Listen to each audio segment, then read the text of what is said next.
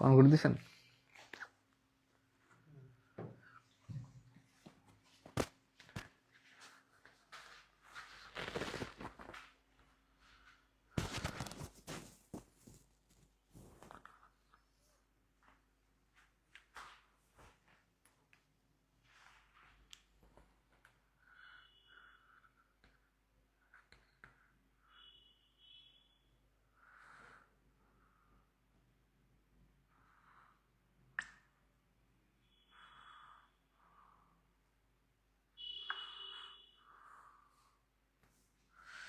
Caption দিয়ে দেন আমার পেজে।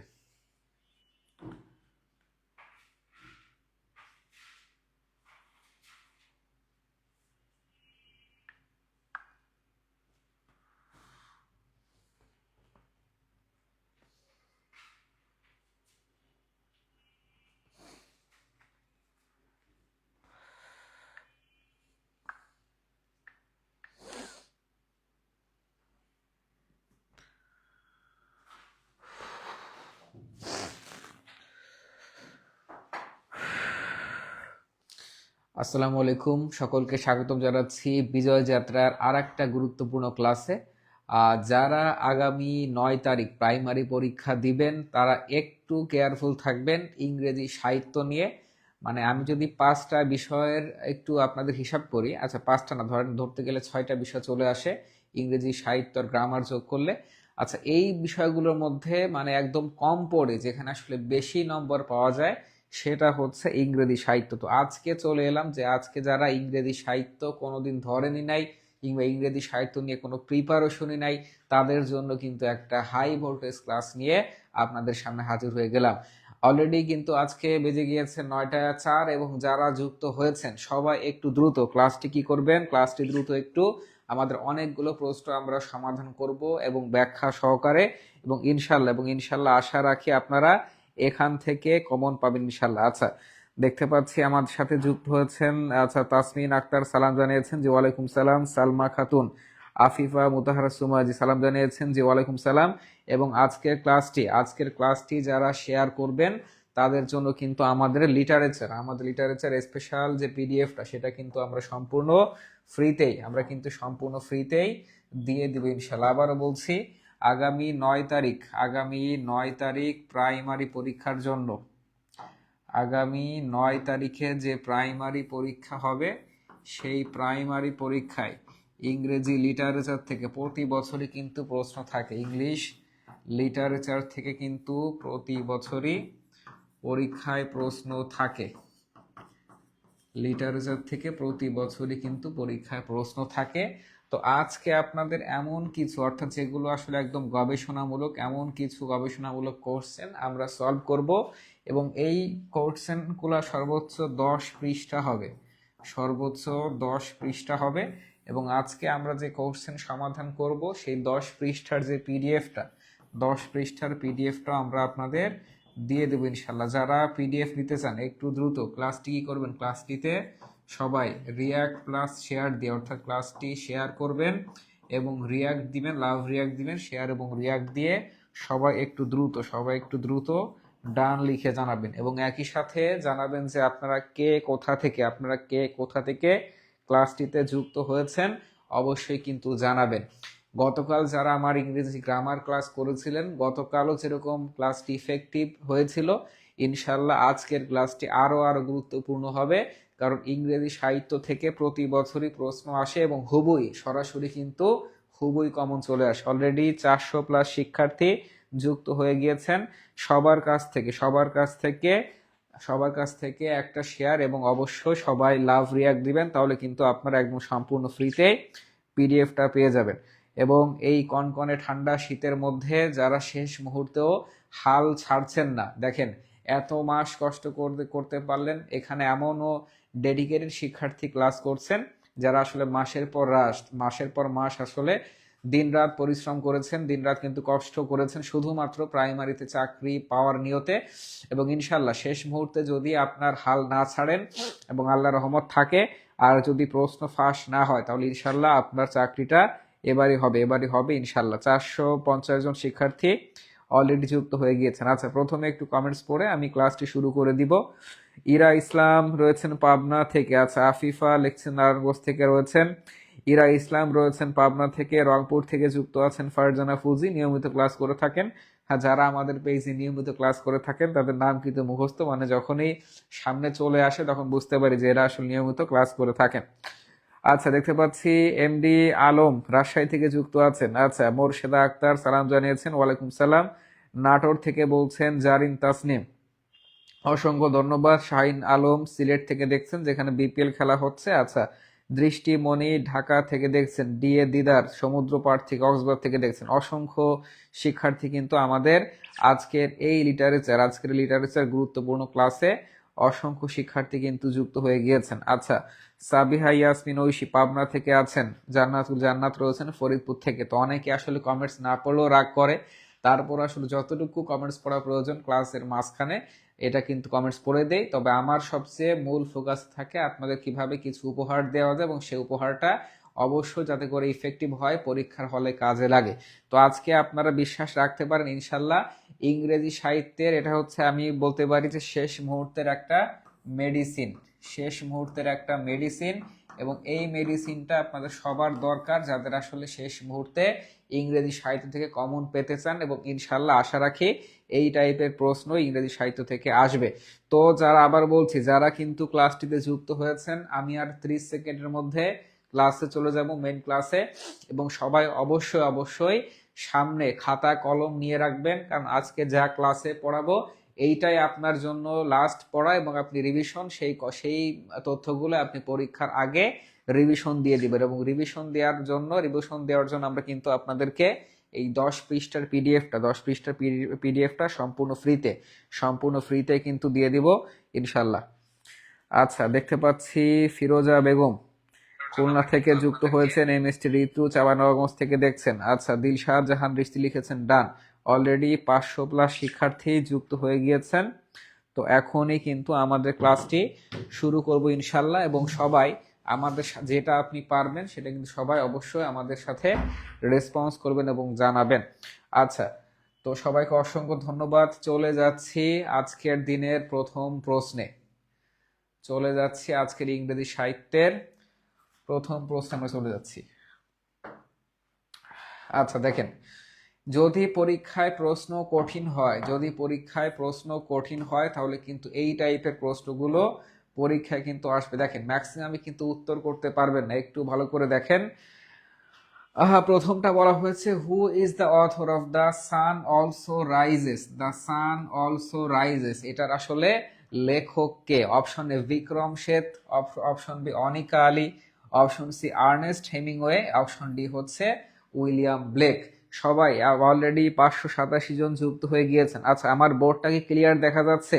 বোর্ডটা যদি ক্লিয়ার দেখা যেয়ে থাকে একটু কমেন্টসে ক্লিয়ার লিখে জানাবেন। আচ্ছা, সবাই লিখেছেন হচ্ছে শেয়ার অ্যান্ড রিয়াক্ট ডান। আচ্ছা, তাহলে আজকের দিনের হচ্ছে প্রথম প্রশ্ন।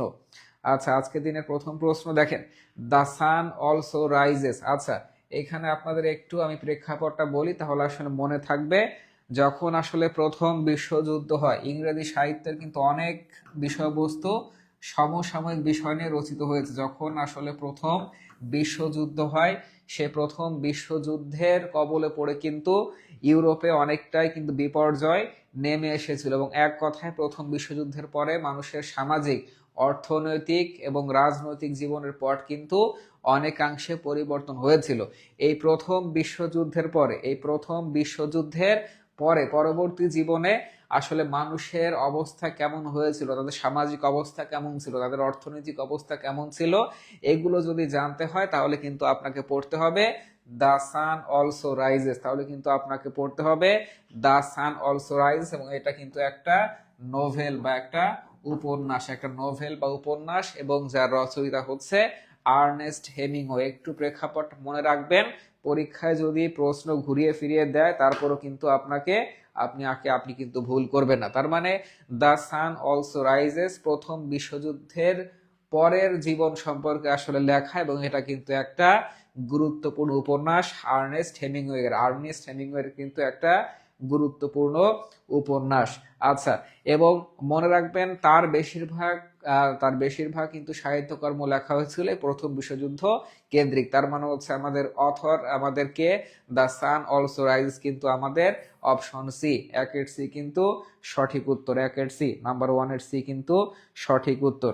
আচ্ছা, এরপরে আমরা আসি number 2 A, a farewell to arms. Number 2 এ আমরা যাব এ ফেয়ারওয়েল টু আর্মস। আচ্ছা, এই একই রাইটার অর্থাৎ আমাদের আর্নেস্ট হেমিংওয়ে, আমাদের একই রাইটার আর্নেস্ট হেমিংওয়ে, একটু লিখে দিচ্ছে, Ernest Hemingway, Hemingway Ernest Hemingway কিন্তু তিনি নিজে প্রথম বিশ্বযুদ্ধে অংশগ্রহণ করেছিলেন। দেখবেন যে সমস্ত রাজনৈতিক ব্যক্তিদেরকে আসলে কারাগারে বন্দি রাখা হয়, তারা কারাগারে বন্দির টাইমটা কিন্তু অনেক বই লেখে যে আসলে তার কারাগার জীবনগুলো কেমন কেমন কেটেছিল। যেমন বঙ্গবন্ধুর জীবন কাহিনী কিন্তু আসলে তিনি কিন্তু বই লিখেছিলেন তার যখন তিনি কারাগারে ছিলেন। তেমনি কিন্তু অনেক রাজনৈতিক ব্যক্তি তাদের এই বন্দি জীবনে অনেক কিছু লিখেছিলেন, সেটা আসলে পরবর্তী বিভিন্ন দলিল হিসেবে আসলে সামনে এসেছিল। তো আর্নেস্ট হেমিংওয়ে যখন আসলে প্রথম বিশ্বযুদ্ধে যোগদান করেন, সেই প্রথম বিশ্বযুদ্ধে তার যে আসলে অভিজ্ঞতা, তার যে আসলে এক্সপিরিয়েন্স, সেই অভিজ্ঞতা নিয়ে কিন্তু তিনি একটা উপন্যাস রচনা করেছিলেন, একটা নোভেল রচনা করেছিলেন। সেই উপন্যাসটার নাম ছিল কিন্তু এ ফেয়ারওয়েল টু আর্মস। সেই উপন্যাসটার নাম ছিল হচ্ছে এ ফেয়ারওয়েল টু আর্মস। তো পরীক্ষা কিন্তু যদি প্রশ্ন কঠিন হয় তাহলে কিন্তু এই টাইপের প্রশ্ন আসার পসিবিলিটি বেশি। তার মানে হু is the author of a farewell to arms, তাহলে 2 নাম্বার হচ্ছে দুয়ের ডি হচ্ছে Ernest Hemingway, Ernest Hemingway. Ernest Hemingway কিন্তু আমাদের সঠিক উত্তর কিন্তু 2 ডি, আর্নেস্ট হেমিংওয়ে। একটু আপনারা পাশে লিখে রাখবেন যে এ ফেয়ারওয়েল টু আর্মস এটা কিন্তু একটা উপন্যাস এবং এটা প্রথম বিশ্বযুদ্ধের অভিজ্ঞতা। আর্নেস্ট হেমিংওয়ে যিনি রাইটার, তার নিজেরই কিন্তু প্রথম বিশ্বযুদ্ধের অভিজ্ঞতা নিয়ে তিনি রচনা করেছিলেন এ ফেয়ারওয়েল টু আর্মস নোভেলটি। আচ্ছা, চলে গেল আমাদের 2 নাম্বার প্রশ্ন। দেখেন এই 3 নাম্বার প্রশ্নটা কিন্তু বারবার আসে, 3 নাম্বার প্রশ্নটা কিন্তু বারবার হুবই আসে। হু is the writer of the series Harry Potter? আমি লাস্টের ক্লাসও কিন্তু এটা বলে পড়িয়েছিলাম। আচ্ছা, এটা কে পারবেন? এবং অবশ্য বলছি আজকের ক্লাসটি খুবই গুরুত্বপূর্ণ। আপনারা যারা ক্লাস করছেন এবং আপনাদের পরিচিত যারা বন্ধু বান্ধব হতে পারে কিংবা আত্মীয় স্বজন হতে পারে, তাদেরকে অবশ্যই কিন্তু ক্লাসে আচ্ছা মেনশন দিয়ে দিবে। আচ্ছা, আগের পিডিএফ রিটার্নস এর উত্তর ছিল না। আচ্ছা, এবার আমরা যুক্ত করে দিব ইনশাল্লাহ, আচ্ছা, এইবার আসেন হ্যারি পটার মূলত একজন কিশোরের জীবনী এবং সেই কিশোরটা হচ্ছে খুবই অ্যাডভেঞ্চার প্রিয়।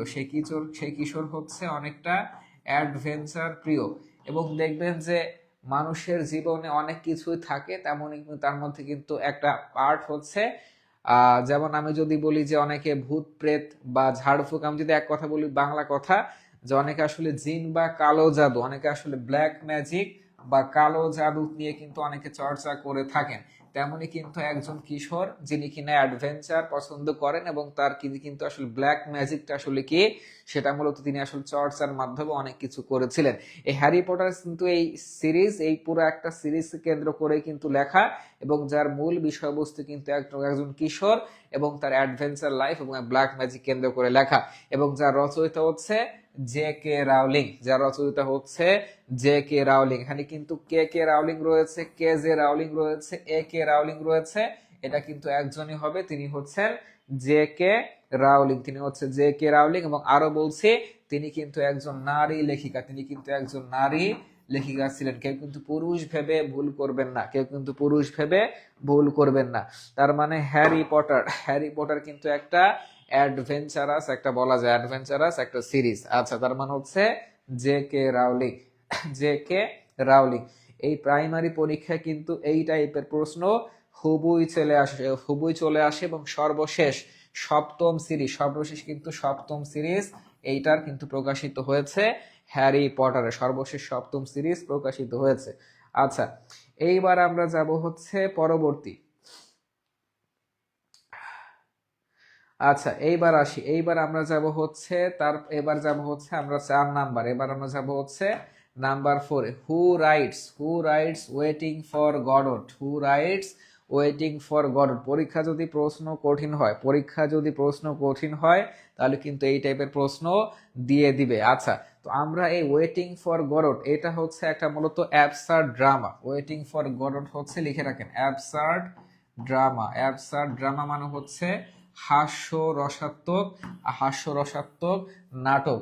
যেমন আমরা যদি বাংলা নাটকের কথা বলি, আমরা যদি আমরা যদি আচ্ছা, এখানে কি বলছেন, এখানে বললে যে কেউ, আচ্ছা, এই ধরনের পিডিএফ আমাদের মানে প্রতিষ্ঠান ব্যতীত অন্য কারো কাছ থেকে আপনারা নেবেন না, নিলে কিন্তু প্রতারিত হবেন। কেউ যদি নক দেয় কোনো ধরনের পিডিএফ আপনারা নেবেন না। আমরা কিন্তু আজকের ক্লাসের পিডিএফটা সম্পূর্ণ ফ্রিতেই দিব। তো এখানে অনেক প্রতিষ্ঠানের এজেন্টও কিন্তু অনেকে মানে গুপ্তচর হিসেবে ক্লাসে থাকে, যে আমরা কি পড়াই কিংবা আসলে ক্লাসটা কিভাবে বানচাল করা যায়। তো আমরা আমাদের পেজে, বিজয়যাত্রা পেজে, আমরা আজকের ক্লাসের যে পিডিএফ সাজেশন সেটা সম্পূর্ণ ফ্রিতে দিব। আপনি কারো কাছে ইনবক্সে নক দিবেন না। আচ্ছা, ওয়েটিং ফর গড হচ্ছে একটা অ্যাবসার্ড ড্রামা। আমি যে কথা বলছিলাম, যে দেখবেন যে আমি যদি বাংলা নাটকের কথা বলি, বাংলা নাটকে কিন্তু এক একজন যারা আসলে নাটক দেখে থাকেন, তেমন যদি মোশাররফ করিম, এখানে সবাই কিন্তু চিনবেন। তো তার নাটক দেখলে কিন্তু আপনার মন ভালো হতে বাধ্য, কারণ তিনি তার নিজের ক্যারেক্টারকে এমন ভাবে উপস্থাপন করে, একদম হাস্য রসাত্মক ভঙ্গিতে। তেমনি ভাবে কিন্তু ইংরেজি সাহিত্য, হাসি দুঃখ সবকিছুর মিশ্রণেই কিন্তু ইংরেজি সাহিত্য, এবং সেখানে কিন্তু ওয়েটিং ফর গডট একটা অ্যাবসার্ড ড্রামা, এবং যার রচয়িতা কিন্তু ছিলেন স্যামুয়েল বাকেট, এবং স্যামুয়েল বাকেট কিন্তু একজন আয়ারল্যান্ডের ড্রামাটিস্ট ছিলেন।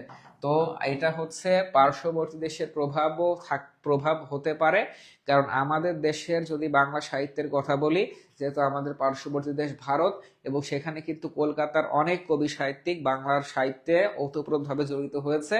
তেমনি ভাবে কিন্তু ইংল্যান্ডের আশেপাশে স্কটল্যান্ড এবং আয়ারল্যান্ড রয়েছে, এবং যেহেতু ভৌগোলিক পরিবেশ এক, পাশাপাশি দেশ, এবং ইংল্যান্ডের সাহিত্য কিন্তু আয়ারল্যান্ড এবং স্কটল্যান্ডের কিন্তু অনেক ড্রামাটিস্ট, অনেক কিন্তু সাহিত্যিক তারা কিন্তু জড়িত হয়ে গিয়েছিল। তো মনে রাখবেন, স্যামুয়েল বাকেট যিনি কিনা একজন আইরিশ ড্রামাটিস্ট, এবং তিনি কিন্তু লিখেছিলেন ওয়েটিং ফর গডট, এবং সেটি হচ্ছে একটা অ্যাবসার্ড ড্রামা। পরীক্ষায় কিন্তু ঘুরে ফিরে অনেকভাবে পরীক্ষায় প্রশ্ন আসতে পারে, যেমন স্যামুয়েল ব্যাকেট সম্পর্কে আসতে পারে যে তিনি কে ছিলেন, তিনি কিন্তু একজন আইরিশ ড্রামাটিস্ট। তো আপনি কিন্তু লিখে রাখলেই কিন্তু অবশ্যই পরীক্ষা হলে যাওয়ার আগে কিন্তু আর লাগবে না। আচ্ছা, আর কিন্তু লাগবে না। আচ্ছা, একজন লিখেছেন যে আমি সেদিন একটা পেজে দেখছি বিজয় যাত্রার প্রশ্নের সমাধান দিয়ে তাদের বলে চালিয়ে দিয়েছে। এরকম অসংখ্য পেজ আমাদের মানে জিনিস তারা আসলে মানে উইথাউট এনি ধরনের পারমিশন ছাড়া তারা আসলে শেয়ার করে দেয়। তো আমরা তাদের বিরুদ্ধে স্টেপ নিচ্ছি, খুব দ্রুতই তাদের বিরুদ্ধে আমরা আসলে স্টেপ নিব, এবং সেটা জনসম্মুখে আনা হবে ইনশাল্লাহ। আচ্ছা, তাহলে আমরা who writes waiting for god পরীক্ষা আসলে ইনশাল্লাহ ভুল হবে না, উত্তর হচ্ছে 4-এর বি, স্যামুয়েল ব্যাকেট। ইংরেজি সাহিত্য কিন্তু অনেক মজার, যদি বুঝতে পারো সেটা কিন্তু অনেক মজার। আচ্ছা, এরপরে আমরা আসি number 5, who is the author of animal farm. BCS পরীক্ষায় এই প্রশ্নটা, বিসিএস পরীক্ষায় কিন্তু, আচ্ছা, এটা কে, এটা বিজয়দের পেজে সবকিছু কপি করে তাদের পেজে ছাড়ে কে, এটা আমাদের একটু ইনবক্সে লিংকটা দিয়েন তো, এটা কে ছাড়ে আমরা দেখবো, একটু ইনবক্সে একটু লিংকটা আমাদের দিয়েন। আচ্ছা, আর এই ধরনের কোন ধরনের প্রশ্ন কেনা প্রলোভন একদম দিয়েছেন কি জানি, প্রশ্ন কিনতে যোগাযোগ করতে পারেন। আমরা এর একটু ব্লক করে নিই, ব্লক করে আমরা ক্লাসটা আবার শুরু করি। আচ্ছা, যে বললাম যে অনেক ধরনের এজেন্ট এখানে যুক্ত আছে বিভিন্ন প্রতিষ্ঠানে, তারা আমাদের ক্লাসটা বানচাল করার চেষ্টা করে। এই ধরনের কমেন্টস করলে আমি এখান থেকে ব্যান করা হবে। আচ্ছা, এরপরে নাম্বার 5 আমরা আসি এনিম্যাল ফার্ম। আচ্ছা, ওই যে বললাম যে ইংরেজি সাহিত্য মানে কিন্তু বিভিন্ন ধরনের সমসাময়িক ঘটনা তৎকালীন সমাজে সেগুলো কেন্দ্র করে কিন্তু হয়েছিল। দেখেন, রাশিয়ায় একটা বিপ্লব হয়েছিল, এটাকে রাশিয়ান বিপ্লব বলা হয়, রাশিয়ান রেভলিউশন। সে রাশিয়ার বিপ্লবের পরে পরবর্তী আসলে সমাজ ব্যবস্থা, পরবর্তী রাশিয়ার বিপ্লবের পর রাশিয়াতে পরবর্তী যে সমাজ ব্যবস্থাটা ছিল কিন্তু খুবই নোংরা অবস্থায় ছিল। পরবর্তী সমাজ ব্যবস্থায় সেখানে আসলে ধনীরাই সবসময় সবচেয়ে বেশি মানে সিংহাসনের উপরে থাকতেন, এবং তারা গরিবদের আসলে কোনো ধরনের মানুষই মনে করতো না। এবং সেই পরবর্তী সমাজ ব্যবস্থাটাকে আসলে কবি সাহিত্যরা চেয়েছিলেন যে রাশিয়ার বিপ্লব পরবর্তী সমাজ ব্যবস্থা আসলে ন্যায় এবং সাম্য প্রতিষ্ঠা করা হবে, তেমনই কিন্তু একজন কবি ছিলেন যার নাম ছিল হচ্ছে জর্জ অরওয়েল। তিনি আসলে এই বিষয়টা উপলব্ধি করতে পারেন এবং পরবর্তীতে রাশিয়ান বিপ্লব পরবর্তী সমাজকে কটাক্ষ করে তিনি কিন্তু রচনা করেছিলেন এনিম্যাল ফার্ম। তার মানে যদি পরীক্ষা আসে এনিম্যাল ফার্ম কি, তাহলে এনিম্যাল ফার্ম কিন্তু একটা কটাক্ষর একটা উপন্যাস এবং যার রচয়িতা কিন্তু ছিলেন জর্জ অরওয়েল এবং যার কিন্তু প্রেক্ষাপট ছিল রাশিয়ার বিপ্লব পরবর্তী সমাজ। রাশিয়ার আচ্ছা সাউন্ড নাকি প্রবলেম হচ্ছে, আচ্ছা আমি দেখছি।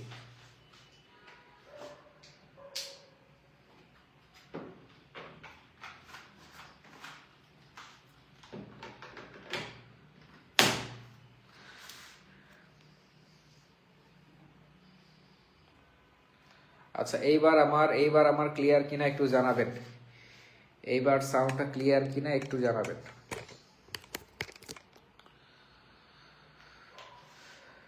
এইবার সাউন্ডটা ক্লিয়ার কিনা সবাই জানাবেন। আচ্ছা এইবার ক্লিয়ার কিনা একটু জানাবেন। এইবার সাউন্ডটা ক্লিয়ার কিনা সবাই পাবেন। আচ্ছা এইবার ক্লিয়ার হলে সবাই একটু ক্লিয়ার লিখে জানাবেন। আচ্ছা আরেকটা মাইক্রোফোন নিয়েছি, এবার যদি ক্লিয়ার হয়ে থাকে সবাই একটু কমেন্টসে ক্লিয়ার লিখে জানাবেন। অনেক সময় তো নেট প্রবলেমের কারণে সাউন্ডের সমস্যা হতে পারে। আচ্ছা স্যার কমেন্টস দেখেন, হ্যাঁ আচ্ছা এই আফসানা ঋতু লিখেছে ক্লিয়ার। আচ্ছা তাহলে আমি এটা হচ্ছে আরেকবার বলছি, এনিম্যাল ফার্ম যেটা কিনা রাশিয়াতে একটা বিপ্লব অনুষ্ঠিত হয়, সে রাশিয়ার বিপ্লব পরবর্তী সমাজ ব্যবস্থা কিন্তু ছিল এতটাই নাজুক অবস্থা যেখানে সব সময় ধনীরাই কিন্তু সর্বোচ্চ আসনে থাকতে, তারা গরিবদেরকে আসলে মানুষ মনেই করতেন না। এবং তৎকালীন সমাজে জর্জ অরওয়েল তিনি মনে করলেন যে এটা নিয়ে আসলে কথা বলা উচিত, এটা নিয়ে আমার আসলে কিছু লেখা উচিত এবং এই পরিপ্রেক্ষিতে কিন্তু তিনি এই রাশিয়ার বিপ্লব পরবর্তী সমাজকে কটাক্ষ করে তিনি কিন্তু রচনা করেছিলেন এনিম্যাল ফার্ম এবং সেখানে আসলে এনিম্যাল পশুর মাধ্যমে তিনি আসলে বিষয়টাকে কটাক্ষ করে উপস্থাপন করেছিলেন। তার মানে পরীক্ষার হলে যদি প্রশ্ন আসে এনিম্যাল ফার্ম কার রচয়িতা ছিলেন কিন্তু জর্জ অরওয়েল। আচ্ছা এরপরে আমরা যাব হচ্ছে পরবর্তী প্রশ্ন। দেখেন টি.এস. ইলিয়ট ওয়াজ বর্ন, অর্থাৎ টি.এস. ইলিয়ট আসলে কোথায় জন্মগ্রহণ করেছিলেন?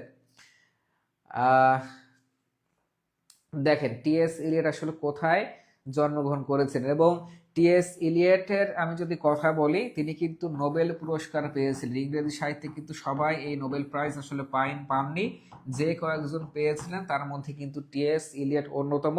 এবং তিনি যে পোয়েট্রিটার জন্য নোবেল প্রাইজ পান একটু লিখে রাখেন, সেটার নাম কিন্তু ছিল দ্য ওয়েস্টল্যান্ড। ও লিখে কিন্তু আসতে পারে দ্য ওয়েস্টল্যান্ড। এই ওয়েস্টল্যান্ড এটা কিন্তু ছিল একটা পোয়েট্রি, একটা কাব্যগ্রন্থ, যার জন্য মূলত এই টি.এস. ইলিয়ট নোবেল প্রাইজ পান। এবং তার থেকে বড় কথা, তিনি হচ্ছেন একজন আমেরিকান পোয়েট। বাংলাদেশের বিসিএস বা চাকরি পরীক্ষাতে যেই প্রশ্নগুলো আসে সেগুলো কিন্তু খুবই মানে যেই কবি সাহিত্যিক মানে একদম ভাইরাল ছিলেন কিংবা যেগুলো আসলে খুবই খুবই গুরুত্বপূর্ণ সাহিত্যের জগতে, সেই প্রশ্নগুলো কিন্তু এসে থাকেন। এবং তার মধ্যে কিন্তু এক অন্যতম প্রশ্ন যে টি.এস. ইলিয়ট তিনি আসলে কোন দেশের কবি ছিলেন। বেশিরভাগ শিক্ষার্থী কিন্তু তাকে ইংল্যান্ডের কবি মনে করে থাকেন, কিন্তু না, তিনি কিন্তু ছিলেন একজন আমেরিকান পোয়েট এবং তিনি আমেরিকান সেন্ট লুইসে জন্মগ্রহণ করেন। এটাও লিখে দিচ্ছি, সেন্ট লুইসে তিনি কিন্তু জন্মগ্রহণ করেন। তার মানে তিনি কোন দেশের কবি? তিনি কিন্তু ইউএস এর কবি ছিলেন। আচ্ছা এরপরে আমরা যাব, আমাদের অলরেডি 900+ শিক্ষার্থী কিন্তু যুক্ত হয়ে গিয়েছেন আজকের ক্লাসটি। আবারও বলছি, যারা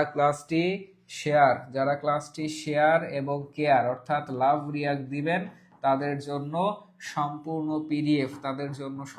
পিডিএফ কিন্তু ফ্রিতেই পেয়ে যাবেন। 10 পৃষ্ঠার সাজেশন সম্পূর্ণ ফ্রিতেই কিন্তু পেয়ে যাবেন। আচ্ছা টুপির উপর দিয়ে চশমার ডান্ডা কেমন পড়লো স্যার? টেপ দিয়ে লাগাইছে নাকি? আর ভাই শীতের যে অবস্থা, মানে শীতের অবস্থায় আজকে যে ক্লাস নিতে আসছে এটা ভাগ্য ভালো। আপাতত আমার না ক্লাসে দেখেন শীতের কারণে মানুষ অনেক কিছুই করে। আচ্ছা এরপরে আসেন, নাম্বার 6 চলে গেল। তাহলে টি.এস. ইলিয়ট জন্মগ্রহণ করেছিলেন ইউএসএ তে। আচ্ছা এইবার আসেন পরবর্তী প্রশ্ন, দ্য রেইনবো। অনেক শিক্ষার্থী এই ধরনের প্রশ্ন দেখলে তার 170 ডিগ্রি অ্যাঙ্গেলে তার মাথা ঘুরবে, তার 170 ডিগ্রি অ্যাঙ্গেলে তার মাথা কিন্তু আসলে ঘুরবে। আচ্ছা দেখেন, এই রেইনবো এটা কিন্তু ছিল একটা উপন্যাস, রেইনবোটা কিন্তু ছিল একটা উপন্যাস, এবং ওই উপন্যাস, এই নোভেলের বিষয়বস্তু কিন্তু ছিল তিন প্রজন্মের তিন প্রজন্মের জীবন কাহিনী, তিন প্রজন্মের জীব- তিন প্রজন্মের জীবন কাহিনী নিয়ে, জীবন কাহিনী, জীবন কাহিনী। আচ্ছা, এবং এটা কিন্তু পুরোটাই ছিল একদম গ্রাম কেন্দ্রিক, অর্থাৎ দেখবেন যে গ্রামে বাংলা, আমি যদি বাংলাদেশের কথায় প্রেক্ষাপটে বলি, যারা আসলে এমপি মন্ত্রী হন, দেখবেন যে বেশিরভাগ কিন্তু রাজধানী, মানে খাঁটি ঢাকায় মানুষ হয় না। যারা ঢাকা এসে মানে একদম নিজের অবস্থানকেও সমুন্নত করেছেন বা উন্নতি করেছেন, তাদের ম্যাক্সিমামই কিন্তু দেখবেন যে গ্রাম থেকে অনেক স্ট্রাগল করে সম্মান করে এসে, অনেক স্ট্রাগল, অনেক সংগ্রাম করে কিন্তু তারা আসলে ঢাকায় এসেছে, এবং এই ধরনের সংগ্রাম করা ব্যক্তি কিন্তু পরবর্তীতে জীবনে সফল হয়, কোনো না কোনো এক সময়ে তাদের সফলতার কাহিনী কিন্তু আমরা আসলে দেখি। তেমনই ভাবে কিন্তু দ্য রেইনবো এটা কিন্তু ছিল তিন প্রজন্মের জীবন কাহিনী নিয়ে, মানে হচ্ছে বাপ দাদা এবং হচ্ছে এবং সেই বাপের ছেলে, এই তিন প্রজন্মের জীবন কাহিনী নিয়ে, এবং সেটা পুরোটাই ছিল কিন্তু গ্রাম কেন্দ্রিক, এবং এটা তৎকালীন সমাজে কিন্তু একটা ভাইরাল, মানে হচ্ছে একটা নোভেল ছিল, এবং খুবই আলোড়ন সৃষ্টি করেছিল। এবং সেই নোভেলে কিন্তু রচয়িতা ছিলেন ডিএইচ লরেন্স। তার মানে দ্য রেইনবো, যার তার মেইন সামারি হচ্ছে তিন প্রজন্মের জীবন কাহিনী, এবং সেটি ছিল একটা উপন্যাস। পরীক্ষা কিন্তু অনেকভাবে আসতে পারে যে রেইনবো আসলে মূলত কি, এটা কি নোভেল, এটা কি উপন্যাস, নাকি পোয়েট্রি কাব্যগ্রন্থ, নাকি আসলে পোয়েম, না শর্ট স্টোরি, অনেকভাবে কিন্তু আসতে পারে। তো মনে রাখবেন, দ্য রেইনবো কিন্তু একটা নোভেল, একটা উপন্যাস, যার রচয়িতা কিন্তু ছিলেন ডিএইচ লরেন্স, অবশ্যই কিন্তু মনে রাখবেন। আচ্ছা, তার মানে হচ্ছে আমাদের 7 এর ডি, 7 এর ডি হচ্ছে সঠিক উত্তর, 7 এর ডি সঠিক উত্তর। আচ্ছা, এরপরে আসেন, এরপরে আমরা যাব হচ্ছে নাম্বার 8-এ। নাম্বার 8 প্রশ্নটা কিন্তু অনেক ইম্পর্টেন্ট, এবং অনেক চাকরি পরীক্ষা কিন্তু আসলে এটা কিন্তু এসেছে। আচ্ছা, দেখেন, এ প্যাসেজ টু ইন্ডিয়া, আসলে এটা কার লেখা? এ প্যাসেজ টু ইন্ডিয়ার যদি একটু প্রেক্ষাপট বলি, 1920 সালে ভারতের স্বাধীনতা আন্দোলন হয়। 1920 সালে ভারতের যে স্বাধীনতা আন্দোলন হয়, এবং তৎকালীন 1920 সালে আমাদের টোটাল ভারত সহকারে ভারতীয় উপমহাদেশ কিন্তু ইংরেজ শাসনের বেড়াজালে আবদ্ধ ছিল। পরবর্তীতে কিন্তু সে 1920 সালের ভারত শাসন আইনকে কেন্দ্র করে, এবং পরবর্তী 1946-47 সালে আইনকে কেন্দ্র করে কিন্তু 47 সালে ভারত ও পাকিস্তান, 1947 সালে কিন্তু ভারত ও পাকিস্তান নামে দুইটা দেশ ভাগ হয়ে যায়। এবং সেই ভারত স্বাধীনতা আন্দোলন কেন্দ্র করে একটা বিখ্যাত কিন্তু আসলে এই গ্রন্থ ছিল, একটা বিখ্যাত কিন্তু রচনা ছিল, এবং সেটা হচ্ছে এই ইএম ফস্টার, এবং সেটা কিন্তু 1920 সালে স্বাধীনতা আন্দোলনকে নিয়ে লেখা হয়েছিল। তো এটা কিন্তু রচয়িতা ছিল হচ্ছেন আমাদের ইএম ফস্টার। ওই যে বললাম, যেহেতু ইংল্যান্ডের উপনিবেশ ছিল ভারত, এবং সেখানে ইংল্যান্ড থেকে অনেক কবি সাহিত্যিক কিন্তু আস্থানে গড়েছিলেন, তার মধ্যে কিন্তু অন্যতম একজন কবি ছিলেন ইএম ফস্টার। তো এই প্যাসেজ টু ইন্ডিয়া তিনি আসলে 1920 সালের প্রেক্ষাপটে রচনা করেছিলেন। আচ্ছা, আমি একটু কমেন্টস গুলো দেখি। আচ্ছা, ক্লাস ঢুকতে লেট হয়ে গেল, মেডিকেলে ভর্তি, কি হয়েছে আপনার? আচ্ছা, স্যাম রহমান মিশকা লিখেছেন 8-এর এ, সাইফা সেলিমা লিখেছেন হচ্ছে 8-এর এ, অন্তি হাসান 8-এর লিখেছেন। আচ্ছা, অসংখ্য ধন্যবাদ। জামিলা আক্তার লিখেছেন এ, ইএম ফোস্টার। ইনশাল্লাহ ভুল যাবে না, পরীক্ষার হলে আপনাদের ভুল যাবে না ইনশাল্লাহ। আচ্ছা, এইবার আসেন নাম্বার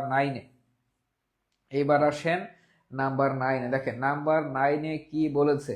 দেখেন, নাম্বার 9-এ বলেছে রাইডার্স টু দ্য সি। এটা একটা মানে করুণ একটা জীবন কাহিনী কিন্তু আসলে রয়েছে। দেখবেন, একটা মেয়ে ছিল, যার সেই মেয়ের নাম ছিল হচ্ছে মৌরিয়া, যে মেয়ের নাম ছিল হচ্ছে মৌরিয়া, যার হাজবেন্ড হচ্ছে সাগরে কাজ করতেন, যার স্বামী হচ্ছে সাগরে কাজ করতেন।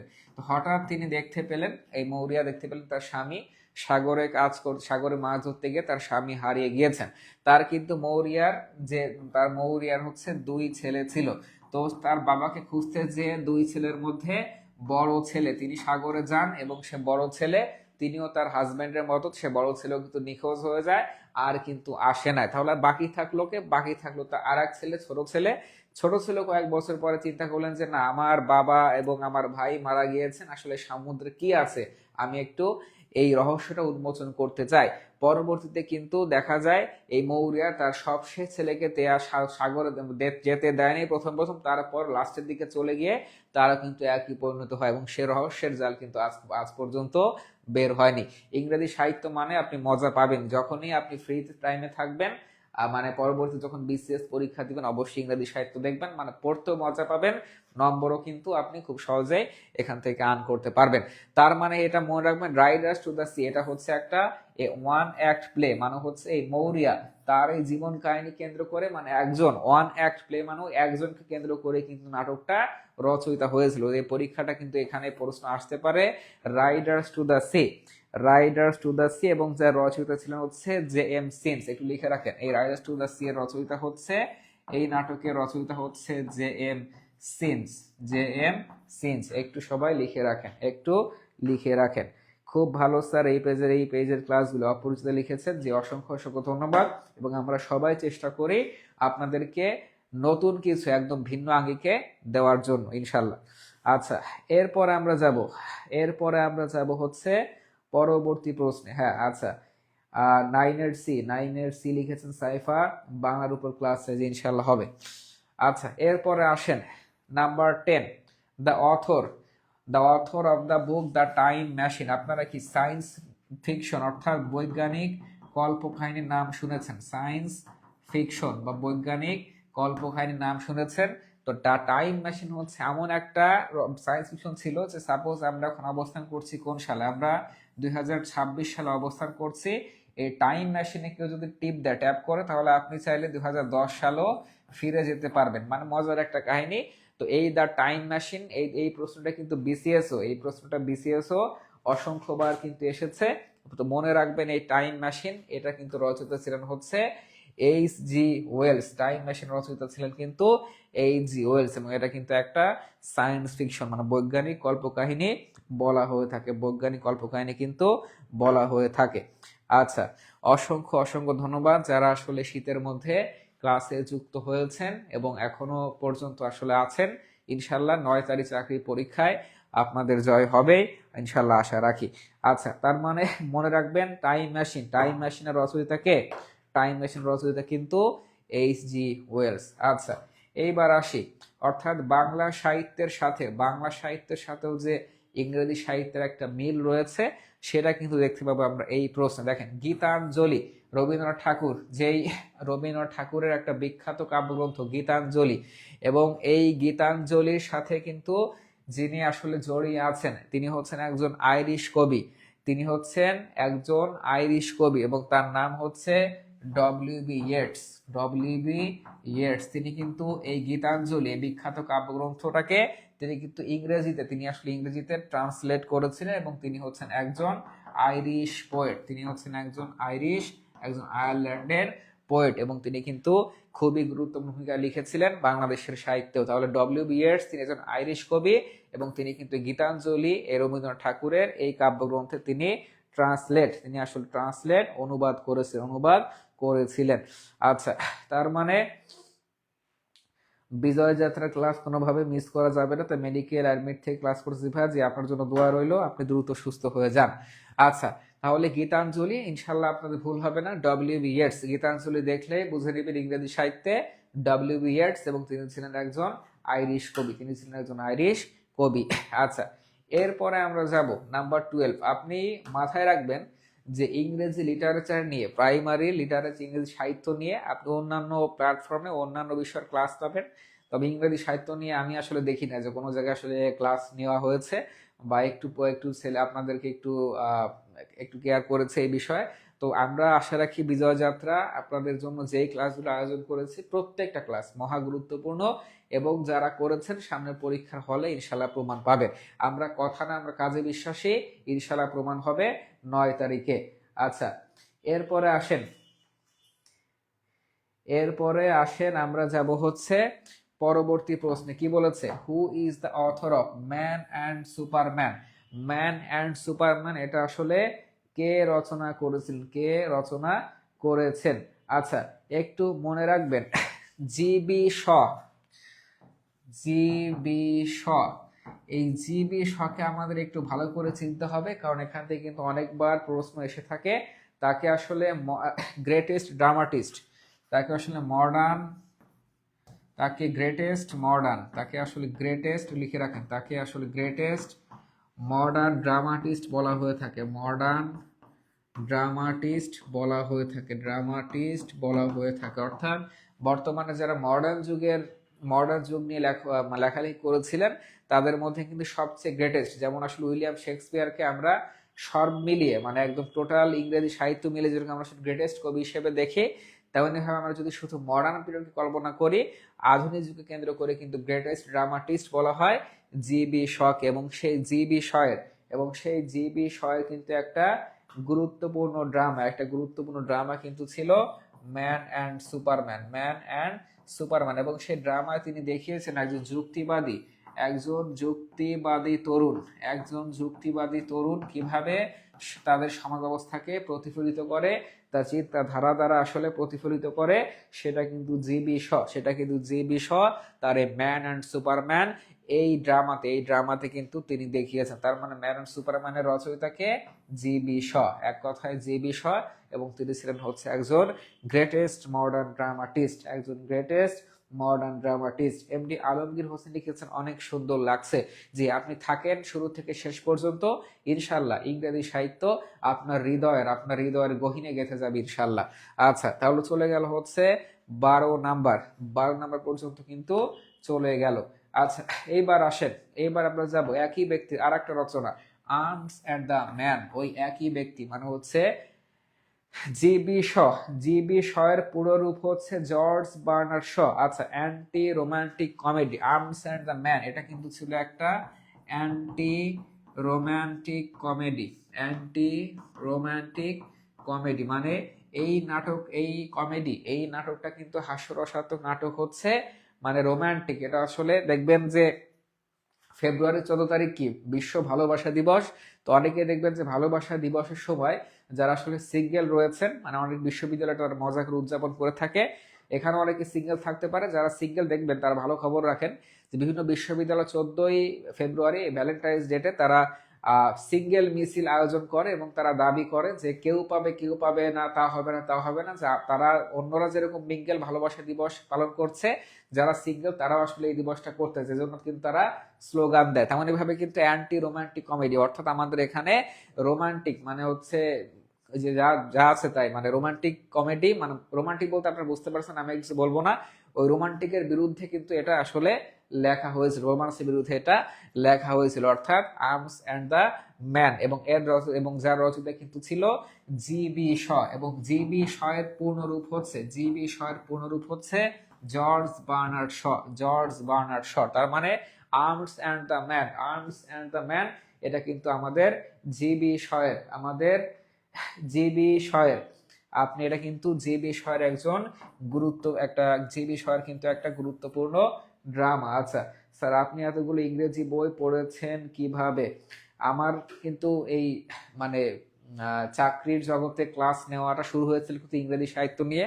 আমি কিন্তু একদম মানে এটা হচ্ছে 2026 সাল চলে, 2023 সালে আমি যখন এই সর্বপ্রথম অনলাইন প্ল্যাটফর্মে আসি, তখন কিন্তু আমি শুরুতে একদম ইংরেজি সাহিত্য দিয়ে আমার শিক্ষকতার ক্যারিয়ার শুরু করেছিলাম।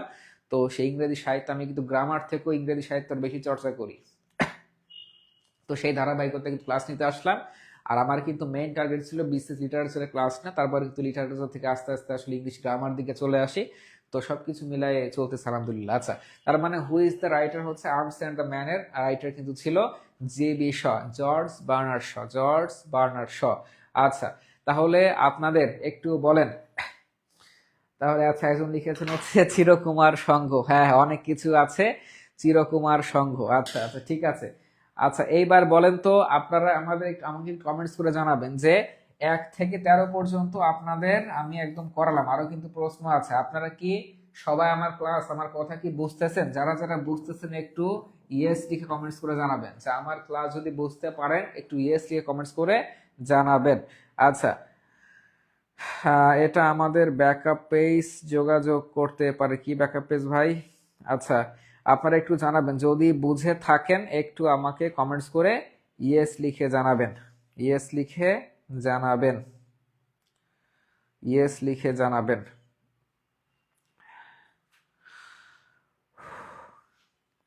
আচ্ছা, সবাই একটু কমেন্টস করে জানাবেন যদি আমার ক্লাসটা বুঝে থাকেন, একটু সবাই কমেন্টস করে জানাবেন।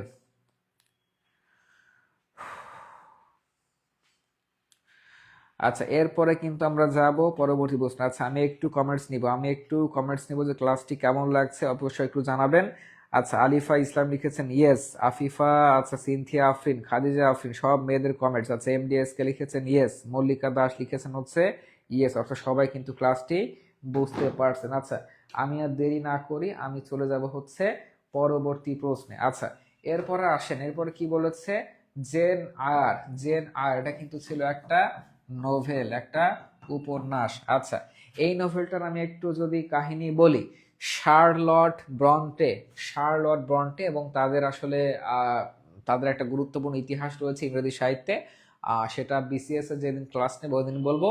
তো এই শার্লট ব্রন্টে তিনি হচ্ছে এই জেন আয়ার একটা নোভেল উপন্যাস লিখেছিলেন। সেই নোভেল উপন্যাসের মেন ছিল হচ্ছে এটা একটা আত্মজীবনীমূলক উপন্যাস, অর্থাৎ নিজের জীবন নিয়ে তিনি উপন্যাসটা লিখেছিলেন এবং তার জীবনে যে সংগ্রাম রয়েছে, তার জীবনে যে আত্মনির্ভরতার গল্প রয়েছে, অর্থাৎ সে কারোর উপর ডিপেন্ডেন্ট না। দেখবেন অনেকে কিন্তু আত্মনির্ভরশীল হতে চান, নিজের পায়ে দাঁড়াতে চান, যে আমি নিজে কিছু করব। তেমনি ভাবে কিন্তু শার্লট ব্রন্টি তিনি কিন্তু এমন একজন চেতনার মানুষ ছিলেন যে আসলে নিজে কিছু করতেছেন এবং তার আত্মসম্মান, তার সেলফ রেসপেক্ট কিন্তু আসলে অনেক ছিল। এই বিষয়গুলো নিয়ে কিন্তু তিনি রচনা করেছেন একটা বিখ্যাত নোভেল, যা পরবর্তীতে কিন্তু আসলে ইতিহাসের পাতায় জায়গা করে নেয়। এবং সেই নোভেলটার নাম কি, সেটার নাম হচ্ছে জেন আয়ার, সেটার নাম হচ্ছে জেন আয়ার। আচ্ছা, তাহলে আমাদের মনে রাখতে হবে জেন আয়ার কি, জেন আয়ার কিন্তু একটা গুরুত্বপূর্ণ নোভেল বা উপন্যাস, যার রচয়িতা কিন্তু ছিলেন শার্লট ব্রন্টে, শার্লট ব্রন্টে কিন্তু ছিলেন। আচ্ছা, এরপরে আসেন, দ্য প্যাট্রিয়ট কবিতাটি রচনা করেছেন কে? স্বদেশপ্রেম, দেশপ্রেম কিন্তু প্রত্যেকটা সাহিত্যেরই অংশ। আমাদের বাংলা সাহিত্য অসংখ্য কবি এই স্বদেশ প্রেম নিয়ে কবিতা রচনা করেছেন এবং যেগুলো আমরা পাঠ্য বইয়ে আমরা আসলে পড়ে এসেছি। তেমনই হবে ইংরেজি সাহিত্যে দ্য প্যাট্রিয়ট মানে এক স্বদেশ প্রেম নিয়ে একটা বিখ্যাত কবিতা কিন্তু লিখেছিলেন রবার্ট ব্রাউনিং, রবার্ট ব্রাউনিং লিখেছিলেন। এবং যেখানে মূল সুর ছিল হচ্ছে যে কোনো মূল্যে আমাদের ইংল্যান্ডের সার্বভৌমত্বকে অবশ্যই রক্ষা করতে হবে এবং সেটা জীবন দিয়ে হলো। এবং সেই প্যাট্রিয়ট বিখ্যাত কবিতাটি কিন্তু ছিল রবার্ট ব্রাউনিং এর লেখা। পরীক্ষা কিন্তু এটা বারবার আসে, আসলে প্যাট্রিয়ট কবিতাটি কিন্তু লিখেছিলেন আমাদের রবার্ট ব্রাউনিং লিখেছিলেন। তার মানে 15 বি, 15 বি কিন্তু সঠিক উত্তর, 15 বি কিন্তু সঠিক উত্তর।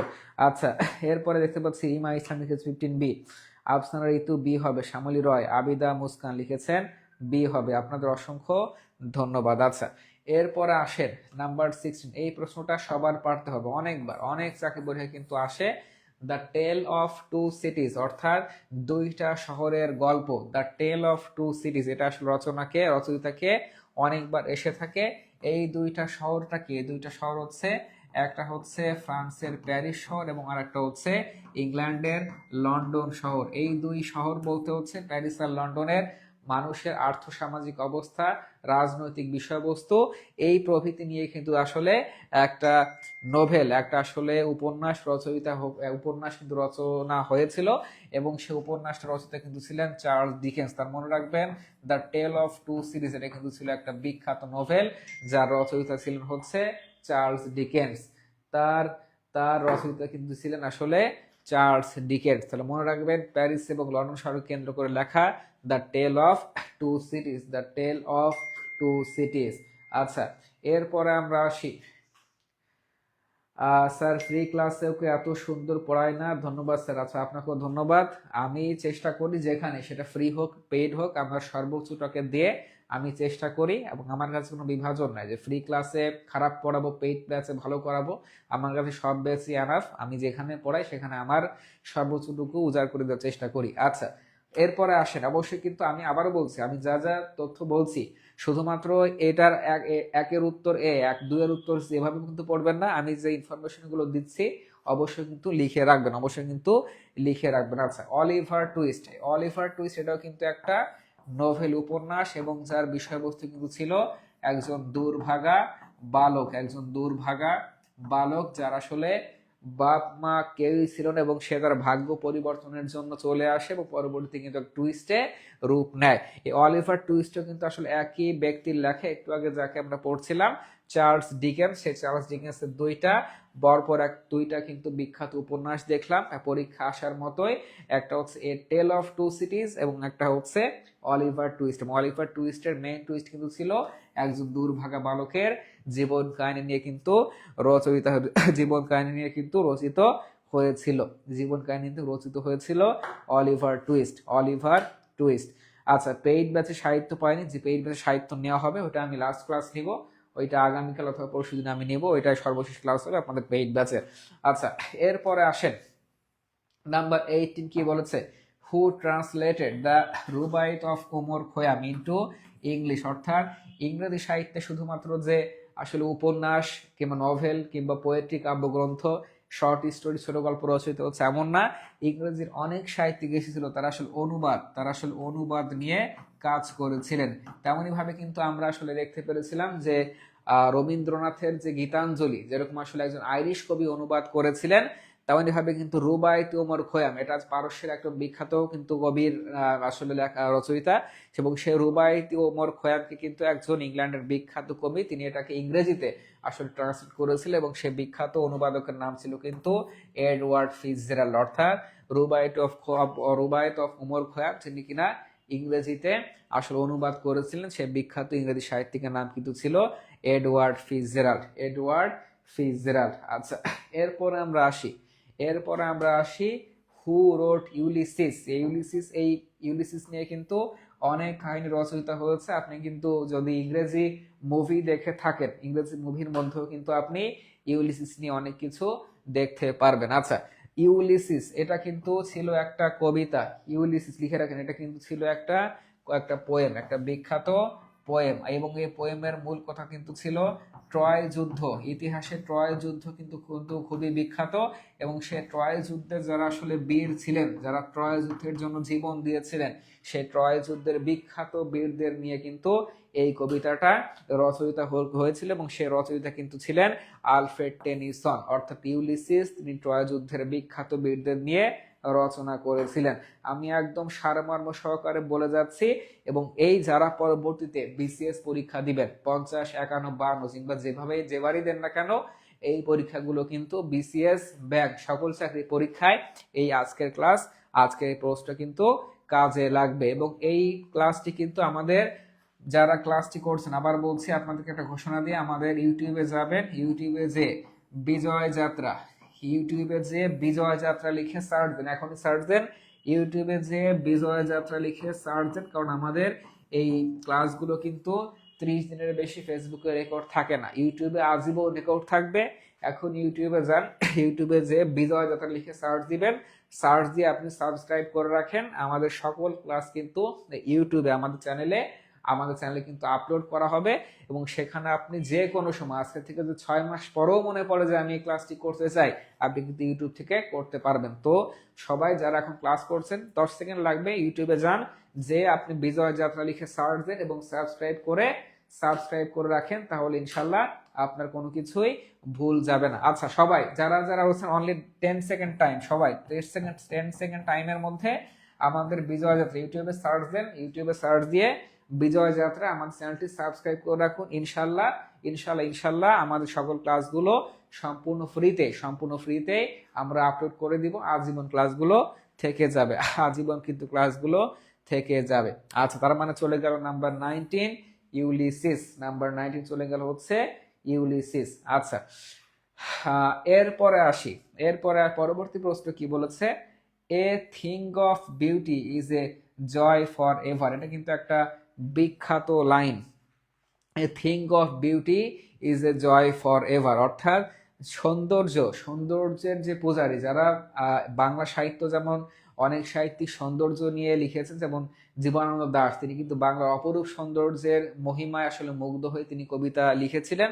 তেমনি ভাবে কিন্তু ইংরেজি সাহিত্যে একজন ব্যক্তি ছিলেন, তিনি সবসময় আসলে সৌন্দর্যের পূজারী ছিলেন এবং তিনি আসলে ইংল্যান্ডের প্রাকৃতিক দৃশ্য, ইংল্যান্ডের প্রত্যেকটা দৃশ্য তিনি আসলে সুন্দর এবং সত্যের সাথে, অর্থাৎ বিউটি এবং ট্রুথ, এই সুন্দর এবং সত্যের সাথে কিন্তু তিনি আসলে তুলে ধরেছেন। এবং তারই কিন্তু একটা বিখ্যাত line, a thing of beauty, a thing of beauty is a joy for ever, a thing of beauty is a joy for ever. এবং এটা কিন্তু একটা বিখ্যাত লাইন ছিল এবং সেই বিখ্যাত লাইনটা কিন্তু জন কিটস, যাকে আসলে বলা হয় পোয়েট অফ বিউটি, যাকে কিন্তু বলা হয় পোয়েট অফ বিউটি বা সৌন্দর্যের কবি, সেই পোয়েট অফ বিউটি কিন্তু জন কিটসের এটা আসলে লাইন, অর্থাৎ পোয়েট অফ বিউটি যাকে বলা হয় সৌন্দর্যের কবি, জন কিটসের একটা গুরুত্বপূর্ণ লাইন কিন্তু a thing of beauty is a joy for ever, অর্থাৎ সৌন্দর্য এমন একটা জিনিস যেটা কিনা চিরকালের জন্য, সেটা আসলে চিরকালের জন্য কিন্তু আনন্দের, সেটা চিরকালের জন্যই আনন্দের। আচ্ছা, প্রশ্ন কিনার কথা বলে 2 আইডিতে ব্লক খেয়েছি, আপনারা কি মনে করেন ঠিক হবে? আচ্ছা, ব্লক করার কারণ কি? প্রশ্ন কিনার কথা বলে 2 আইডিতে ব্লক খেয়েছি। আচ্ছা, না, আপনি এই যে প্রশ্ন এগুলো কিনা, এইগুলো দিকে যাবেন, আবার বলছি এসব প্রশ্ন কোনো ধরনের লেনদেন কারোর সাথে করবেন না।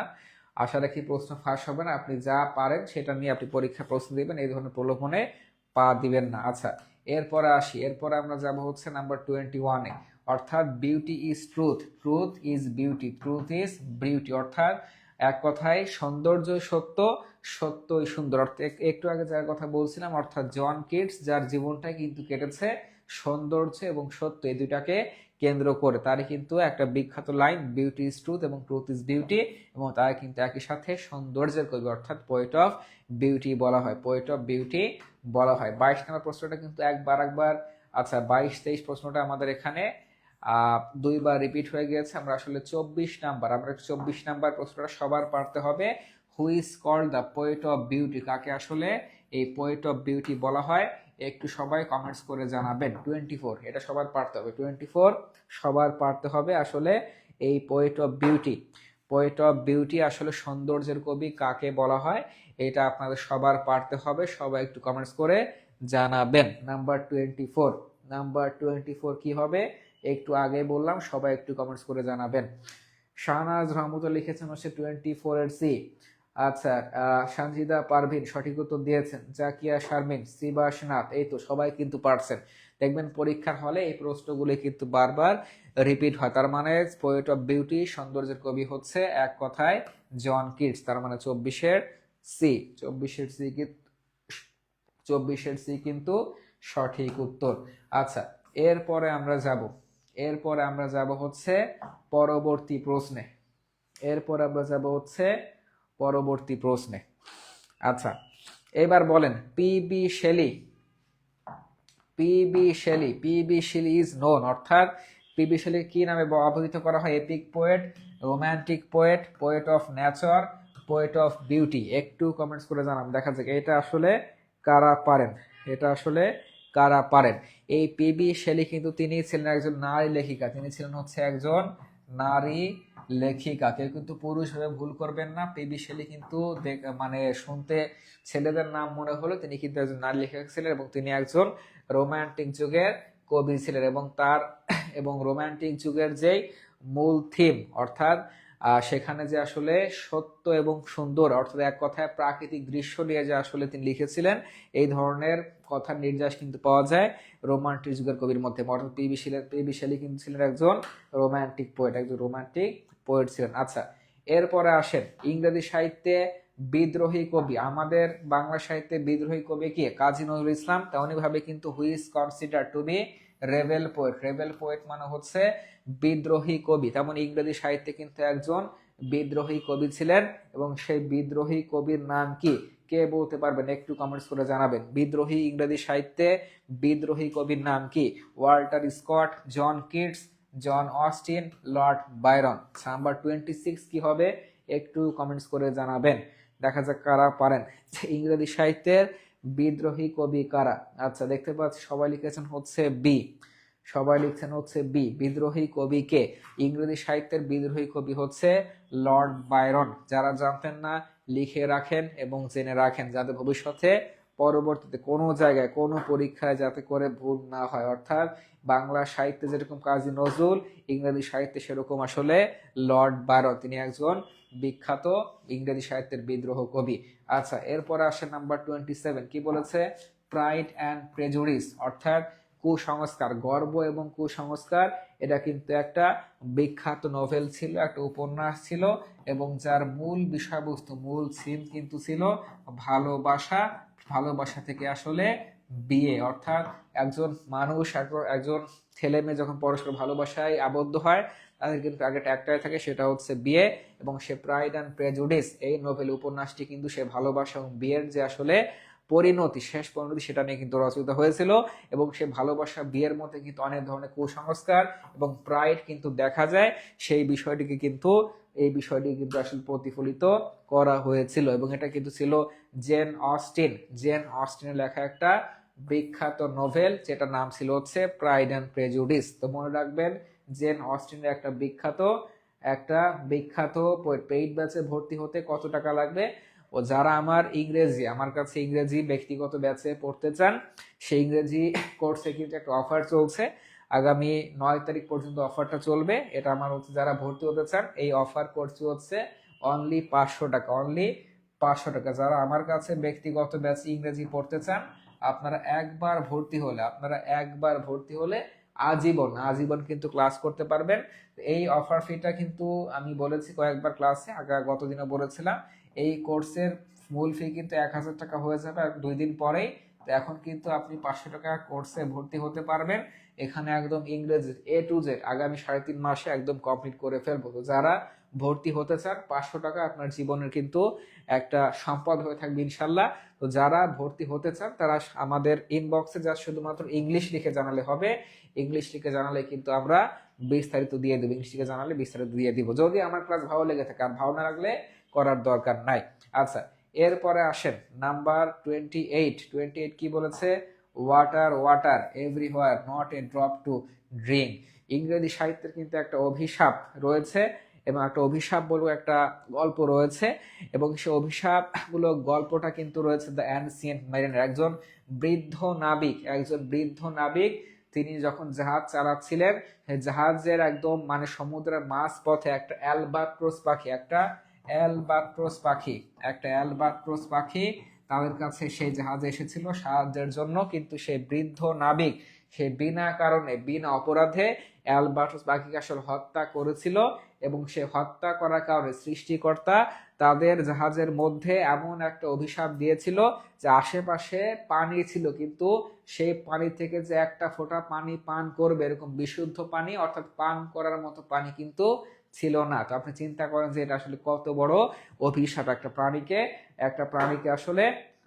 প্রাণীকে বিনা অপরাধে মেরে ফেলার কারণে কিন্তু এই শাস্তিটা তিনি পেয়েছিলেন। এবং সেখানে কিন্তু এই লাইনটা তিনি বলেছিলেন, ওয়াটার এভরিহোয়ার, সব জায়গায় পানি আছে, থই থই করছে, not a drop to drink, কিন্তু সেখানে এক ফোঁটা পানি নাই যে সেখান থেকে আমি পানিটা খেতে পারি। এটা কিন্তু একটা অভিশাপ, এবং সেটা কিন্তু ঘটেছিল দ্য অ্যানসিয়েন্ট মেরিনার এই রচনায় কিন্তু সেটা ঘটেছিল। আচ্ছা, আমার সাথে কিন্তু অনেকে সঠিক উত্তর দিয়েছেন, তাদের কিন্তু অসংখ্য ধন্যবাদ। আচ্ছা, এরপরে আসেন, এই অ্যানসিয়েন্ট মেরিনারটা আসলে কার লেখা? এটা হচ্ছে কলেরিজ। এটা কিন্তু কলেরিজের একটা লেখা, একটা রচনা, অ্যানসিয়েন্ট মেরিনার কলেরিজের লেখা রচনা। আচ্ছা, এরপরে আমরা যাব হচ্ছে পরবর্তী প্রশ্নে।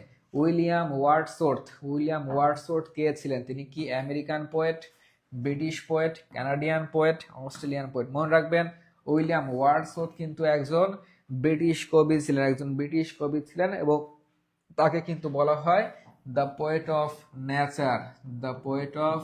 নেচার বা প্রকৃতির কবি কিন্তু তাকে বলা হয়ে থাকে। প্রাইমারি পরীক্ষা কিন্তু এটা আসতে পারে যে দ্য পোয়েট অফ নেচার মানে প্রকৃতির কবিকে, এটা কিন্তু পরীক্ষায় আসতে পারে যে প্রকৃতির কবিকে। উইলিয়াম ওয়ার্ডসওয়ার্থ, তাকে আসলে দ্য পোয়েট অফ নেচার, প্রকৃতির কবি বলা হয়ে থাকে। আচ্ছা, 30 নাম্বার যদি বুঝে থাকেন, নাম্বার 31 একটু বলবেন, who is known as the poet of nature, অর্থাৎ প্রকৃতির কবি কাকে বলা হয় ইংরেজি সাহিত্যে? Option A William Wordsworth, option B Napoleon, option C Shakespeare, option D হচ্ছে চার্লস ডিকেন্স। আরা জানেন একটু কমেন্টস করে জানাবেন। 785 জন কিন্তু আমাদের সাথে যুক্ত রয়েছেন, একটু আপনারা কমেন্টস করে জানাবেন, সবাই একটু কমেন্টস করে জানাবেন। আচ্ছা, নাহিদা নিপু লিখেছেন কলেরিজ, তাসকারা সুলতানা মৌসুমী লিখেছেন 31 এর এ, ইমতিয়াজ জামিল 31 এর এ, রামিশা চৌধুরী লিখেছেন 30 এর বি। অসংখ্য। আচ্ছা, দেখা যাক আমাদের 31টা কারা পারেন। The poet of nature, the poet of nature আসলে কোনটা? স্যার আপনার ইংলিশ কোর্সের ফি, আমার ইংলিশ কোর্সের ফি হচ্ছে অফারে মাত্র 500 টাকা, শেষ হয়ে যাবে। যারা ভর্তি হতেছেন ইংলিশ লিখে কমেন্টস করলে বা আমাদের ইনবক্স করলে হবে। তার মানে পোয়েট অফ নেচার দেখতে পাচ্ছি অসংখ্য লোক, অসংখ্য কিন্তু শিক্ষার্থী সঠিক উত্তর দিচ্ছেন। রামিশা চৌধুরী এ লিখেছেন 31 এর এ। আচ্ছা, দৃষ্টিমণি এ, ফাহমিদা ইসলাম এম এম, আচ্ছা আফসানা ঋতু লিখেছেন এ হবে। হ্যাঁ, যারা এ দিয়েছেন তাদের উত্তর সঠিক। পোয়েট অফ নেচার কিন্তু বলা হয়ে থাকে উইলিয়াম ওয়ার্ডসওয়ার্থকে। আচ্ছা, এরপরে আসেন, হু is the father of English novel? Who is the father of English novel, অর্থাৎ ইংরেজি সাহিত্যে যে নোভেল উপন্যাস রয়েছে সে উপন্যাসের জনক কাকে বলা হয়? উপন্যাসের জনক বলা হচ্ছে হেনরি ফিল্ডিংকে। এই প্রশ্নগুলো কিন্তু ঘুরে ফিরে বারবার আসে। যেমন ইংরেজি সাহিত্যে আসলে সৌন্দর্যের কবিকে, পোয়েট অফ বিউটিকে, ইংরেজি সাহিত্যে রেভেল পোয়েটকে, বিদ্রোহী কবিকে, ইংরেজি সাহিত্যে ভালোবাসার কবিকে, ইংরেজি সাহিত্যে আসলে নভেল বা উপন্যাসের জনককে। এই প্রশ্নগুলো কিন্তু বারবার দিয়ে দেয়। মনে রাখবে, ইংরেজি সাহিত্যে নোভেলের জনক বা উপন্যাসের জনক হচ্ছে হেনরি ফিল্ডিং। তার থেকে কিন্তু ইংরেজি সাহিত্যে উপন্যাস রচনা শুরু হয়।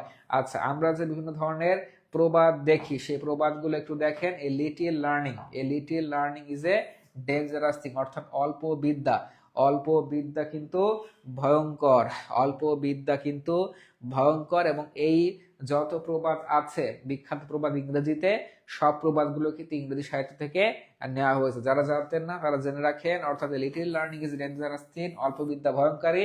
যারা আসলে অল্প পড়ে যাবেন তারা কিন্তু প্রাইমারিতে অচক্ষে অন্ধকার থাকবেন। এবং এটা কিন্তু বলেছিল ইংল্যান্ডের বিখ্যাত কবি, যার নাম ছিল হচ্ছে আলেকজান্ডার পোপ। কিন্তু এই অনেক উপমা, অনেক বিশ্লেষণ, অনেক কিন্তু এরকম অসংখ্য তিনি কিন্তু কোটেশন, অনেক কিন্তু উক্তি তিনি আসলে বলেছেন। Little learning is a dangerous thing, এটা হচ্ছে আলেকজান্ডার পোপের একটা বিখ্যাত উক্তি। আচ্ছা, এরপরে আসে 34ও কিন্তু তারই উক্তি, টু আর ইজ হিউম্যান, অর্থাৎ মানুষ মাত্রই ভুল করতে পারে।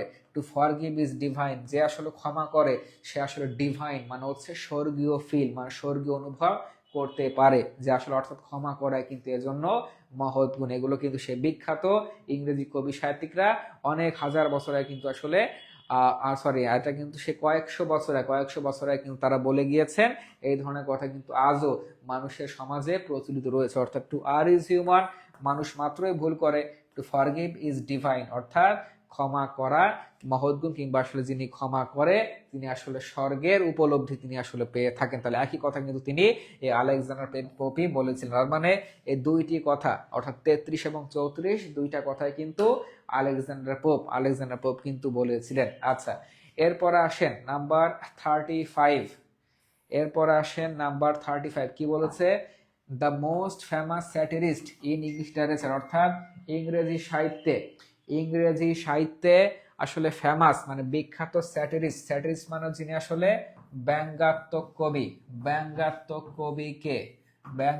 কবিকে বাংলা সাহিত্যে যেরকম বঙ্কিমচন্দ্র বন্দ্যোপাধ্যায় ব্যঙ্গাত্মক কবি, তেমনি কিন্তু ইংরেজি সাহিত্য একজন ব্যঙ্গাত্মক কবি ছিলেন। অর্থাৎ তিনি যে কোনো কিছু অত্যন্ত ব্যঙ্গ করে লিখতে পারতেন, মানে প্রতিবাদ করতে পারতেন, এমনও কিন্তু একজন কবি ছিলেন ইংল্যান্ডের জনাথন সুইফট। অর্থাৎ তাকে আসলে ইংরেজি সাহিত্যের মোস্ট ফেমাস স্যাটিরিস্ট আসলে বলা হয়ে থাকে, যিনি একজন বিখ্যাত ব্যঙ্গাত্মক কবি ছিলেন।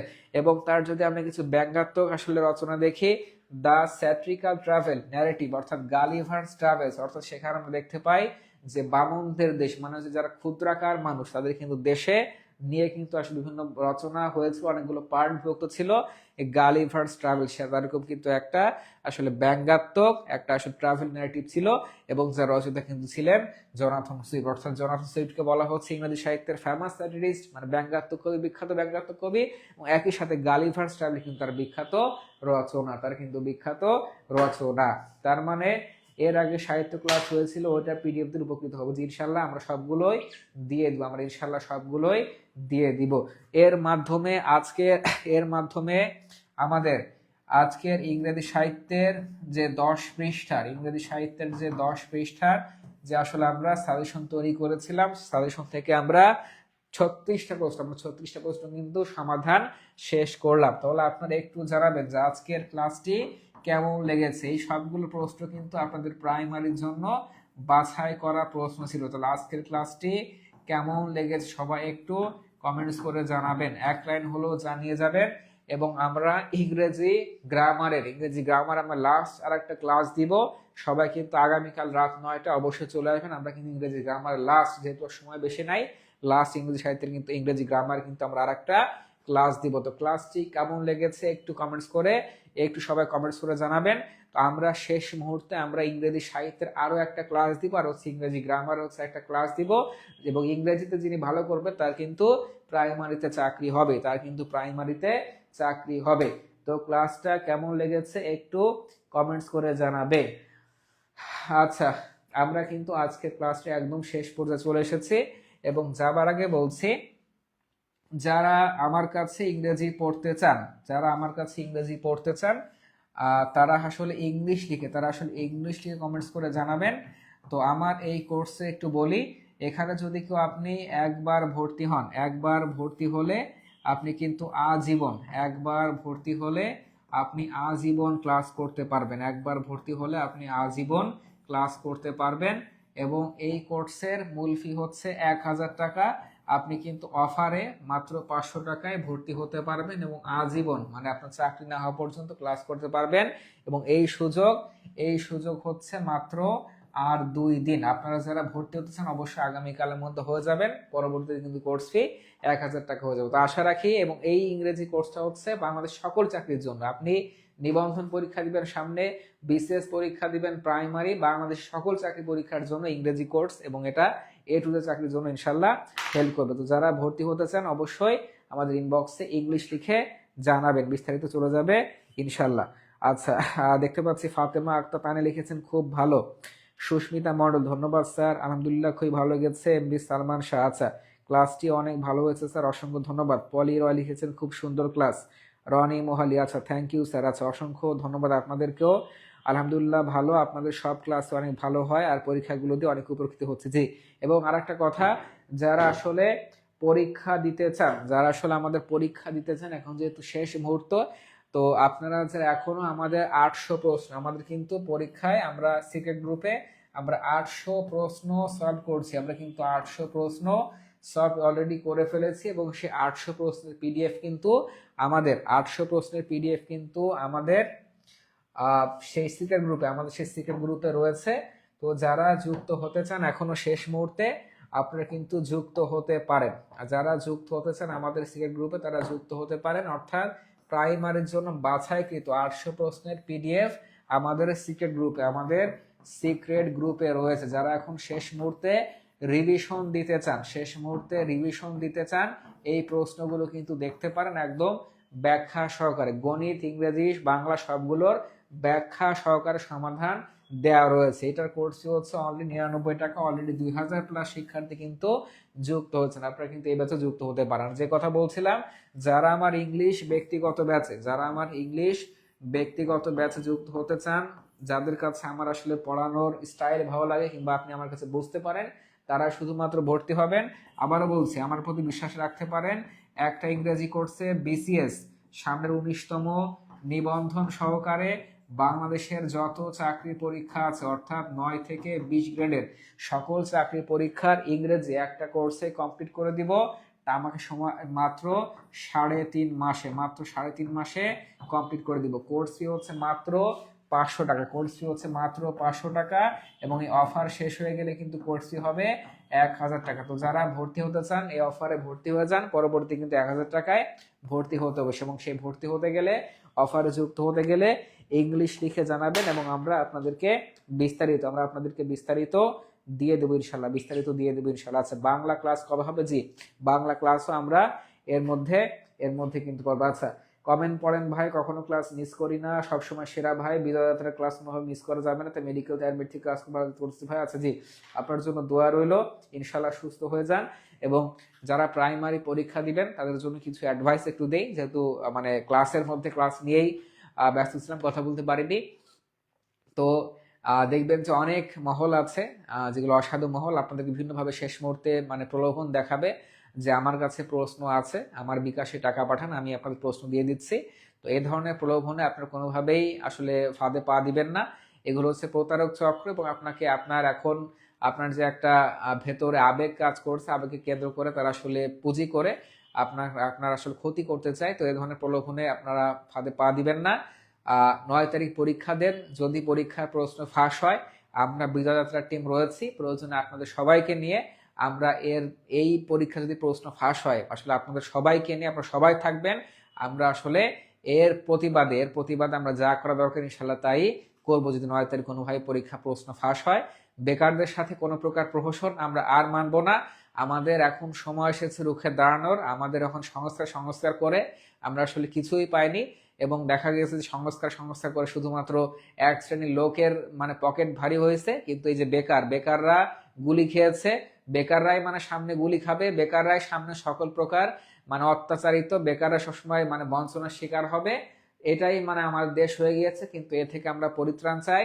আমাদের দেশে মেধার জয় হোক, আমরা আমরা কোটা সরিয়েছি, এবং আমার দেশে ইনশাল্লাহ মেধার জয় হবে, এটা আমরা সবাই নিশ্চিত করতে চাই। তো 9 তারিখ যদি পরীক্ষা প্রশ্ন ফাঁস হয়, আপনারা সবাই একত্রিত হবেন ইনশাল্লাহ। আমরা এর বিরুদ্ধে তীব্র ইনশাল্লাহ যা করা দরকার ইনশাল্লাহ তাই করব, সেটা আমরা এখন বলছি না। এবং পরীক্ষার হলে যাওয়ার আগে অবশ্যই আপনার ঠান্ডা মাথায় রিল্যাক্সে পরীক্ষা দিবেন। পরীক্ষার 1 দিন 2 দিন আগে এদিক ওদিক দাগিয়ে সাম্প্রতিক দেখতে যাবেন না, কারণ সাম্প্রতিক পরীক্ষার প্রশ্নগুলো আগেই হয়ে গিয়েছে। মানে লাস্ট এই পরীক্ষা 9 তারিখ থেকে আগের 2 মাস, প্রিভিয়াস 2 মাসের মধ্যে কোনো ধরনের সাম্প্রতিক প্রশ্ন হওয়ার পসিবিলিটি নাই। যা হবে এই 2 মাসের আগের ঘটনা কেন্দ্র করে হবে। তো অনেকেই দেখা যায় যে তারা সাম্প্রতিক পড়তে পড়তে আসলে ক্লান্ত হয়ে যায়। এই কাজটা আপনি কখনোই করবেন না, এই কাজটি কিন্তু কখনোই করবেন না। আচ্ছা, আমি একজন পিডিএফ পানি যে আজকের ক্লাসের পিডিএফটা আমি আবারও বলছি, আজকে আমরা যে ক্লাস নিয়েছি লিটারেচার পিডিএফ, এটার জন্য কোনো টাকা লাগবে না, আমরা ফ্রিতে আগামীকাল আপলোড করে দিব। আর 800 প্রশ্নের যে পিডিএফ, এখানে আসলে সকল বিষয় রয়েছে, অল সাবজেক্ট। যারা শেষ মুহূর্তে রিভিশন দিতে চান, অনলি রিভিশন, তারাই কিন্তু এই 800 পিডিএফ ব্যাচে ভর্তি হতে পারেন। আমাদের নম্বর দেওয়া রয়েছে, এই নম্বর 99 টাকা সেন্ড মানি করে জানালেই, বিকাশ, রকেট বা নগদ সেন্ড মানি করে আপনার ফুল নম্বর জানালেই আপনাকে কিন্তু যুক্ত করা হবে ইনশাল্লাহ। আর যারা আমার ব্যক্তিগত ইংরেজি ব্যাচে যুক্ত হতে চান, তারা ইংলিশ লিখে কমেন্টস করলেই হবে। সবাইকে অসংখ্য ধন্যবাদ। আচ্ছা, একজন লিখেছেন যে জান্নাত সুলতান রূপা, যে ইনশাল্লাহ মেধার জয় হবে, যে ইনশাল্লাহ আপনার পরীক্ষা দেন, ইনশাল্লাহ মেধার জয় হবে। বা টাকা দিলে কিভাবে দেবেন? আমরা যারা আমাদের কালকে টাকা দিব, আসলে কিভাবে পিডিএফটা দিব? জি, আপনারা আমাদের এই নম্বরে টাকা দিয়ে ফুল নম্বরটা ইনবক্সে জানাবেন। আমরা আপনাদেরকে একটা সিক্রেট গ্রুপে একটা গ্রুপে অ্যাড করে দিব। ওই গ্রুপে 800 প্রশ্নের পিডিএফ দেওয়া রয়েছে। তো যারা এখন যুক্ত হতে চান, আমাদের এই নম্বরে সেন্ড মানি, বিকাশ, রকেট অথবা নগদে সেন্ড মানি করে ফুল নাম্বার জান, আমরা আপনাদেরকে অ্যাড দিব। এবং মনে করবে না যে 800 প্রশ্ন থেকে একদম হুবই কমন আসবে, এটা জাস্ট রিভিশনের জন্য। এবং 800 প্রশ্ন রিভিশন দেওয়া মানে 3000 প্রশ্ন রিভিশন দেওয়ার সমান। এবং ইনশাল্লাহ এই প্রশ্নগুলো পড়তে পারলে আপনার সর্বোচ্চ প্রস্তুতি হয়ে যাবে ইনশাল্লাহ শেষ মুহূর্তে। আচ্ছা, একবার ফাঁস হয়ে গেলেন, আন্দোলন করে কি লাভ স্যার, কিছুদিন পর তো অনুষ্ঠিত হচ্ছে না। এবার আর সেই সুযোগ দেওয়া হবে না, অনেক সুযোগ দেওয়া হয়েছে, এরপর থেকে আর সুযোগ দেওয়া হবে না, কোনো ধরনের সুযোগ দেওয়া হবে না। ওই এত দেখেন তো ইংলিশ লিখলে কমার্স মানে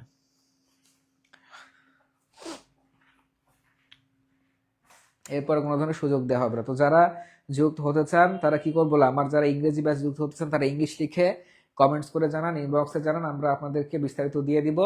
অনলি কোর্স ফি হচ্ছে মাত্র 500 টাকা।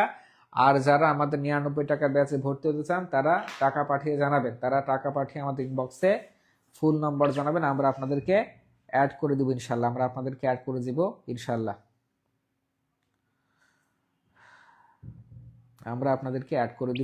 ইনশাল্লাহ। এবং বিজয় যাত্রার সাথে থাকেন ইনশাল্লাহ। 19তম নিবন্ধন নিয়েও আমরা আমাদের কার্যক্রম শুরু করব, এবং নিবন্ধন নিয়েও কিন্তু আমরা নতুন করে ব্যাচ শুরু করতে যাচ্ছি। তো আপনারা নিবন্ধনে যারা ভর্তি হতে চান তারা ইনবক্সে নিবন্ধন লিখে জানালে কিন্তু আপনারা বিস্তারিত জানতে পারবেন ইনশাল্লাহ।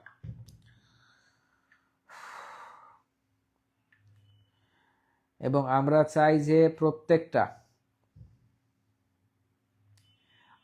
চাই যে আপনারা এখানে যারা প্রত্যেকটা পরিশ্রমী, আমরা চাই যে আপনারা প্রত্যেকটা পরিশ্রমী শিক্ষার্থী সবার আসলে মেধার জয় হোক, এবং মেধা দিয়ে আপনাদের চাকরি হোক। কোনো ধরনের কেউ যাতে সুযোগ না পায় প্রশ্ন কিনে আপনাদের মেধার উপরে আসলে ছুরি মেরে কেউ যেন আসলে যেতে না পারে, সে ব্যাপারে আমরা বদ্ধপরিকর থাকব।